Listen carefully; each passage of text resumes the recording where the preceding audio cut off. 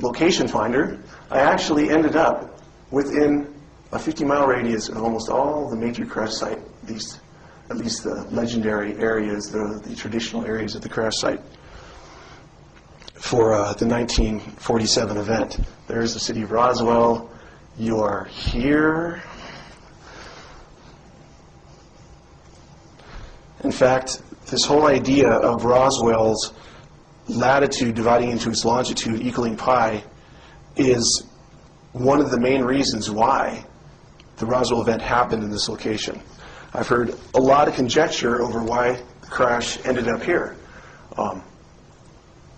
Accident, our nuclear technology, perhaps our radar station, something that no one really knows because it was top secret and hasn't been released yet. It's all part of a bigger plan. It's a part of a plan to educate mankind. And these guys have been around for a long time, the Watchers. It's so accurate, in fact, that if you are to calculate the latitude and longitude divided into each other, you can actually draw out pi lines, which almost look like aircraft flight paths. And I was very curious about this. I had my brother actually go to his map program and plot these lines, and he ended up getting this configuration. And the reason is 33.33 through here. If you're measuring in arc seconds, they end at 60 degrees, so you're going to have to jump to do the next calculation. So there's only two lines that are that long. This one represents the digital line. This is the 33.33 line. And this is a map of the traditional crash sites. There have been speculation over which ones are authentic and which ones aren't. And this is by no means a real accurate map, but the general placement of these things is here. And this is the site, the area that I want to focus on, because this is where the pi lines actually occur. In fact, they do occur on the pi lines. These are the traditional sites for the Brazil Ranch site, the second Brazil Ranch site, the Jim Ragsdale site, and this the Hub Corn site, which I don't know much about. And I wasn't really that studied on the Roswell event until I started finding these things out from this crop circle. So I looked really quickly at some of Stan Friedman's work and others, and I found that there was a commanding officer of the Wright-Patterson Air Force Base, not exactly at the time of the Roswell event, but he was working there at that time, and then later he became the commanding officer of the Wright-Patterson Air Force Base. And he was able to say that there were two distinct crash sites, even though they happened at the same time. And there's some other even more symbolic, deeper meanings to all these things that are incorporated into the crop circle. For example, even the word ASCII. There's actually a Greek word, ASCII, which means without shadow. And I ended up finding this out because I would do searches in Google, and then ASCII in Greek would come out, and it would say without shadow, and I thought, well, that's peculiar because that's exactly how Eratosthenes in 292 BC measured the circumference of the Earth. And then, after measuring the circumference of the Earth, he was able to solve the diameter of the Earth using pi, which has shades of what this crop circle does. But the legend has it that he looked down a well in Syene, which is below the Tropic of Cancer, below the Tropic of the Crab, and it was a crabwood glyph. Sounds like I'm reaching, but I'm not. In this place called Syene, the Syene well. And Syene is renowned for its production of rose granite. In fact, this granite is so famous, it's been put into the pyramids in Giza, and rock cutters in Europe refer to this granite as rose granite. And in the solstice, the sun will shine perfectly down this well, or any well in Syene at the time, and cast no shadow, ASCII.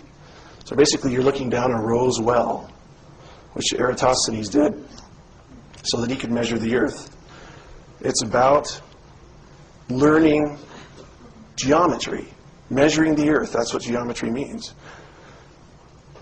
Now, if you look at this message then, with respect to the Roswell incident, it takes on more significance. You don't see this vagueness and ambiguity here because if, in fact, Philip Corso's book is correct, and he's talking about crash material being inserted into the private sector, what have we seen from that? And when we have our officials telling us, oh, Project Mogul, they dropped some dummies, and you guys are dummies for believing, I don't believe it because there's just too much going on here. There's too much going on in the spiritual realm, in the spiritual sort of sense. And that's what my website was about to begin with.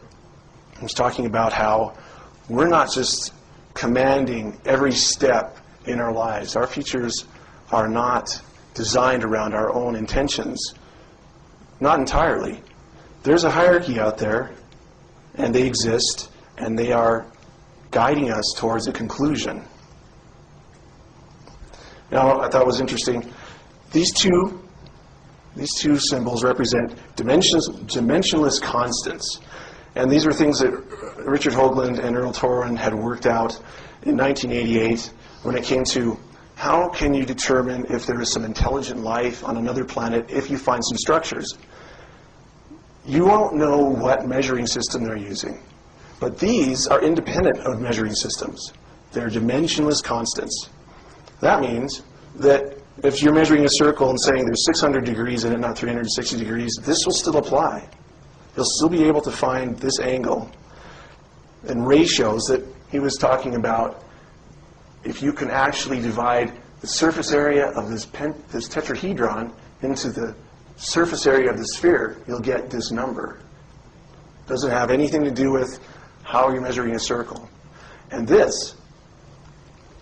that number works with any system, like I was demonstrating with 33.33.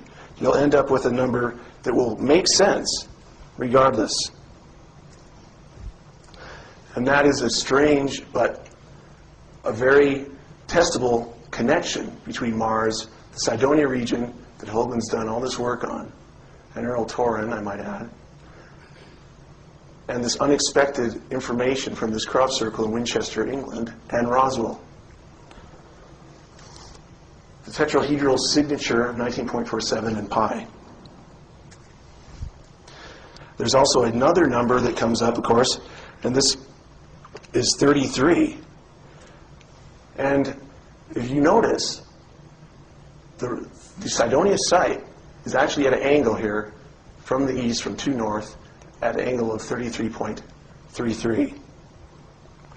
And I got this from Mark Carlotto's site. It was he who had discovered this principle. It is integral to understanding what's going on with the Watchers, what's going on with the crop circle, what's going on with Roswell. We go to a site the FBI has for the Freedom of Information Act, and notice the strange occurrence of the number 3 in this memorandum dated 1950, March 29th. It says an investigator for the Air Force stated that 3 so-called flying saucers had been recovered in New Mexico. Right there. This is the crop glyph from Winchester. They were described as being circular in shape with raised centers, exactly like depicted there. They are 50 feet in diameter. Each one was occupied by 3 bodies of human shape, but only 3 feet tall. And then it goes on, and they are speculating about what the suits were for, that these things were wearing it. I started wondering, why does this recur? Why did the bodies have to be 3 feet tall? Why were there 3 of them? Why were the 3 discs recovered? If this is a bona fide document, it's still actually following what this crop circle has suggested. And this leads me to a very fascinating and sometimes difficult to grasp connection between Mars and Earth. But I think you'll see where I'm going with this. This is a 33.33 line, which kind of divides